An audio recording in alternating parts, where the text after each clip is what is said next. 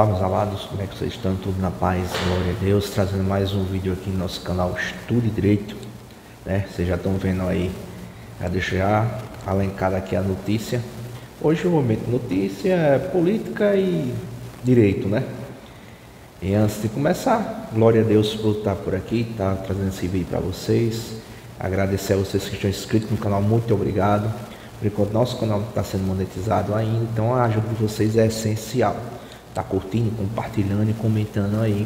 Deixa o sininho também aí, né? Aperta o sininho porque os vídeos que eu vou publicando vocês já vão recebendo.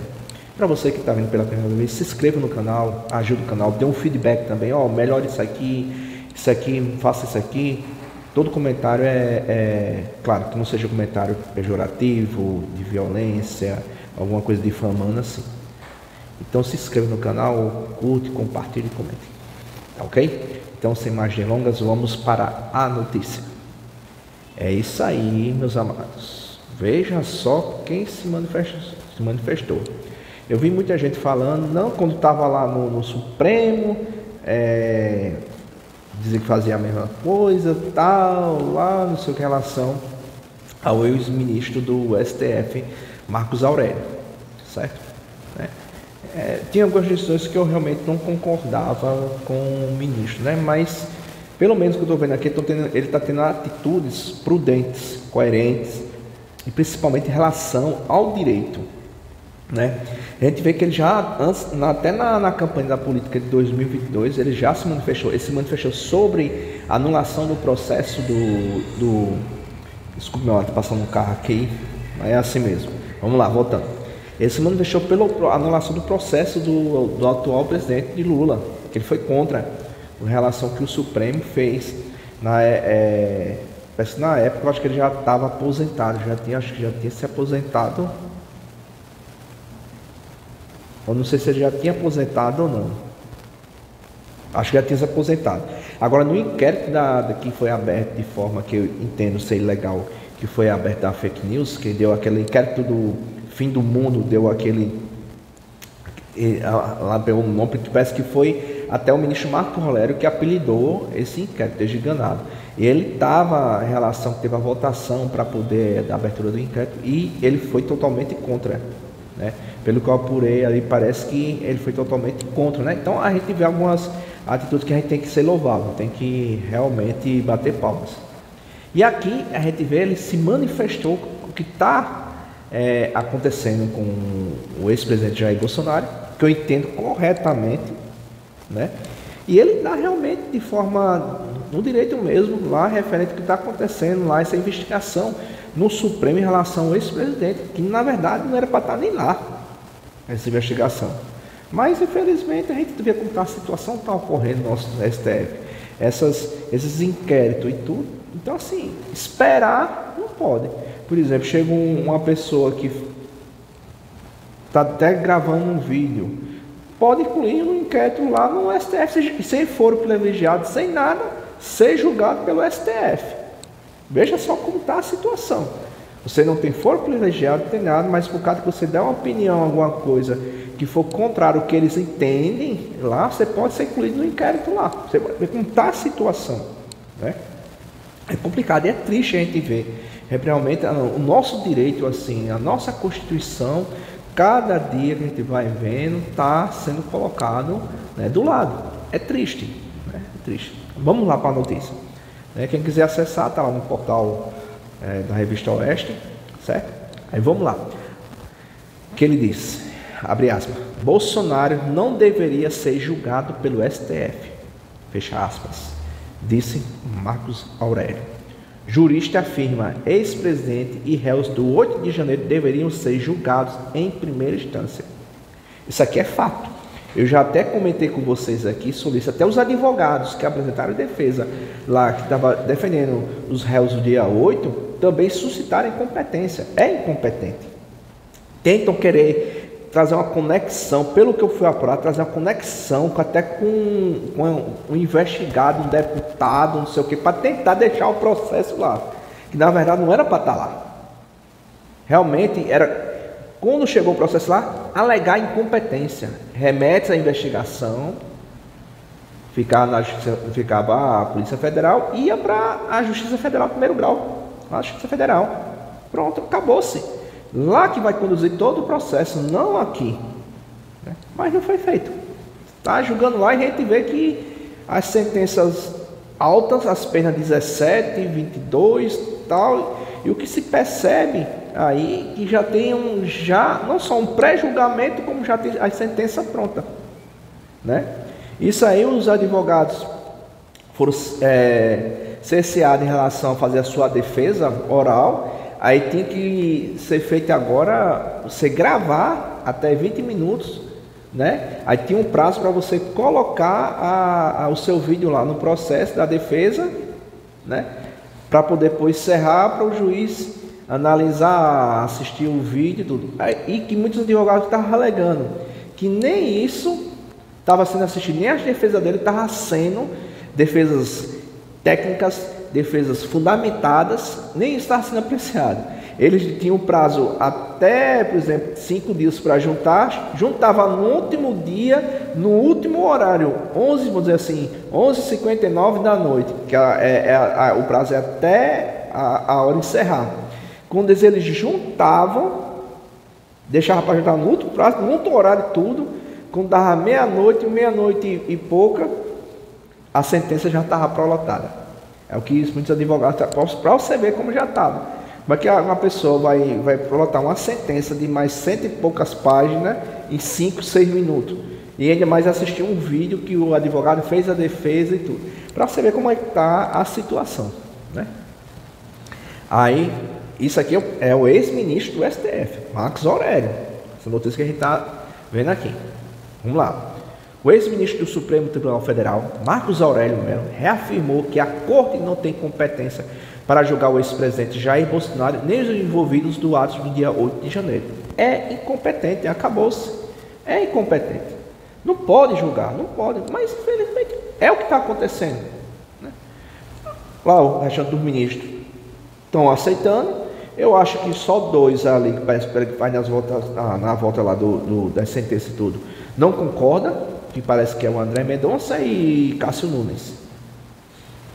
E principalmente em relação aos crimes imputados, tem saída. Aí abre aspas, ele dizendo, né? Vamos repetir o problema da competência. Jair Messias Bolsonaro é um ex-presidente da República e não compete o Supremo julgar ex-presidente. Abre aspas, fecha aspas. Afirmou o ministro aposentado em entrevista ao portal UOL na segunda-feira, dia 4.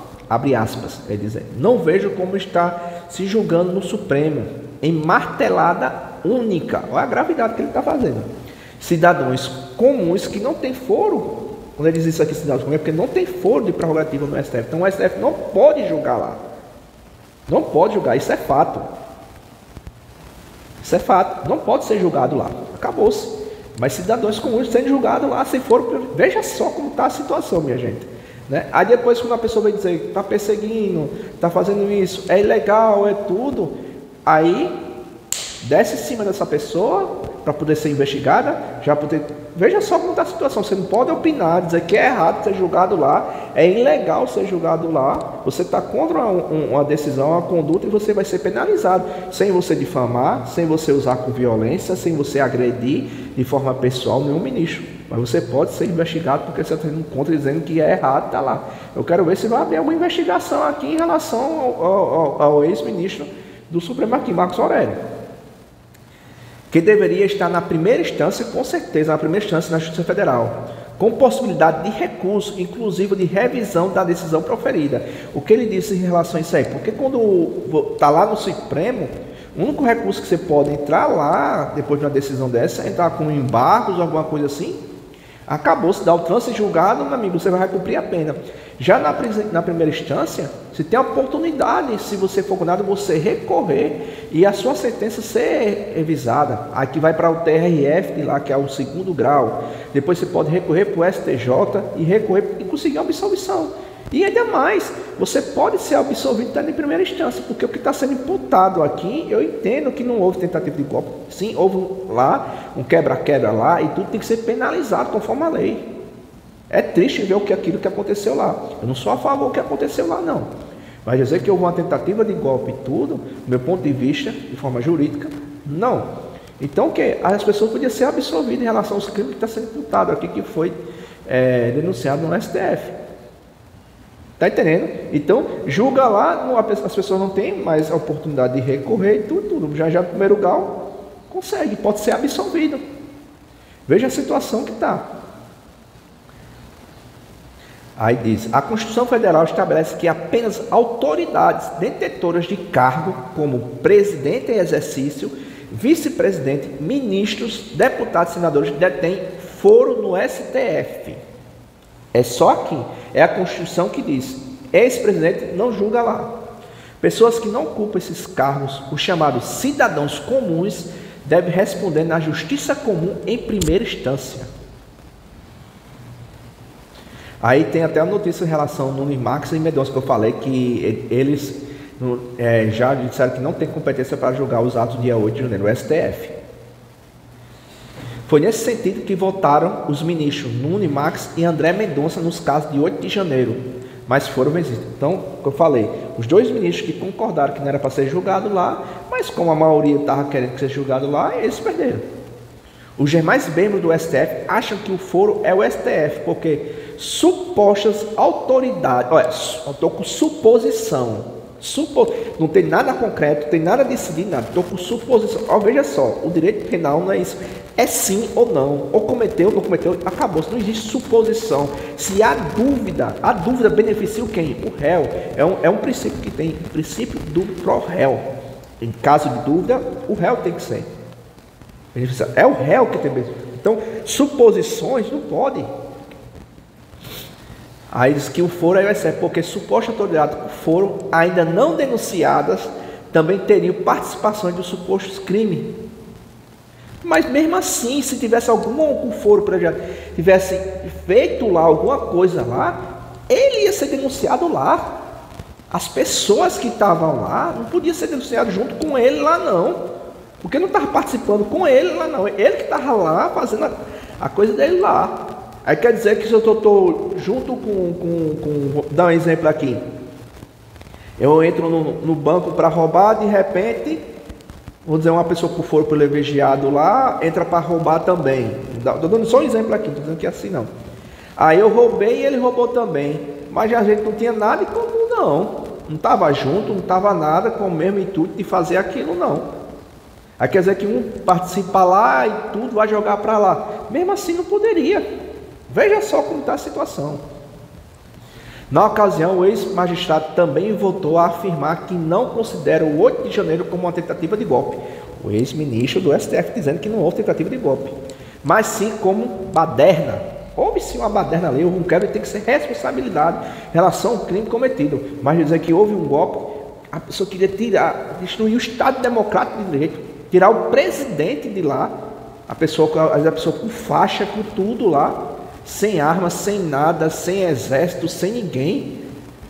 Como é que você vai destruir a democracia assim? Isso não existe não, gente. Aí abre aspas, ele dizendo, aqueles que tiveram comprometimento com a baderna que houve em 8 de janeiro devem responder sob um ângulo civil e criminal. Não vejo como tentativa de golpe, não vejo como chegar a um golpe ter, por exemplo, apoio das Forças Armadas. Isso aqui foi o ex-ministro do STF, gente. Marcos Aurélio falou sobre possibilidade de anistia para Bolsonaro e réus de 8 de janeiro. Em entrevista ao Oeste, Melo declarou que considera a anistia viável, desde que decida pelo Congresso, que tem competência constitucional para deliberar sobre isso. Eu vou dizer uma coisa a vocês aqui, meus amados. Veja a briga que vai dar. Se o Congresso realmente dá anistia para os réus, para eles não cumprir a pena e nada referente às decisões que estão sendo proferidas no STF, o STF vai julgar inconstitucional isso aqui, essa decisão do Congresso. Eu não vou dizer assim concretamente 100%, mas se eu botar 99%, do jeito que está acontecendo aí, sempre a última palavra vai ser o STF, lá, o ministro, vai chegar lá e ele vai julgar inconstitucional. Veja só o que eu estou dizendo. Abre aspas, que ele dizendo, o ex-ministro Marcos Aurélio.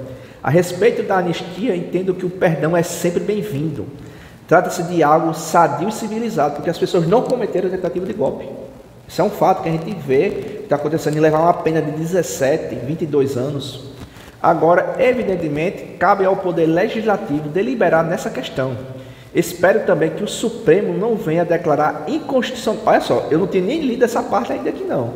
E disse para vocês ali que se o Congresso fizesse, podia chegar no STF e declarar inconstitucional a anistia. Veja só. Um diploma que caminha nesse sentido. Após amplo debate no plenário do Parlamento, disse em entrevista publicada na sexta-feira 1ª, a íntegra para assinantes da Oeste. Pronto. Isso aqui foi a declaração, gente. Veja só, não é eu que estou falando, não. Eu concordo com o que ele está dizendo, meus amados. Eu concordo. A pessoa fica indignada realmente com o que está acontecendo. Com todo respeito ao ministro lá. Eu não gosto de denegrir mais ninguém, tudo. Eu falo em relação às condutas que estão sendo cometidas. É isso que eu estou falando. Mas é um ex-ministro do STF que está falando aqui. Com certeza, se ele tivesse lá ainda, ele ia ser contra.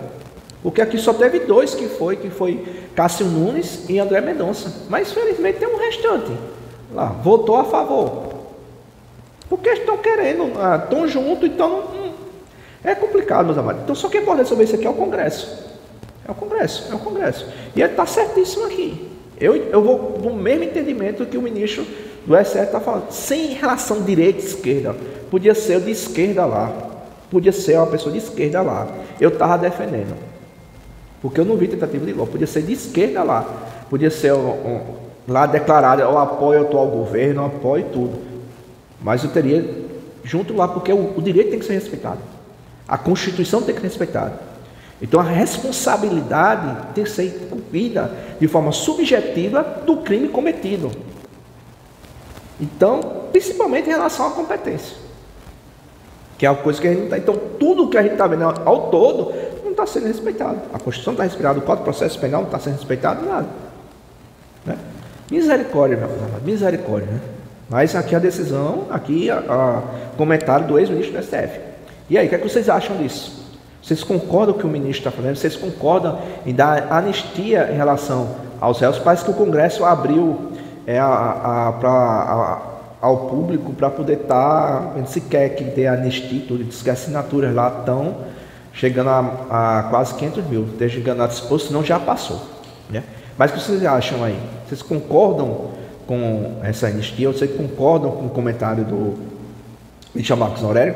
Então comentem aí, curte, compartilhe. Você que está vindo para ver, se inscreva no canal e ajude o canal Estudo Direito. Obrigadão e Deus abençoe vocês.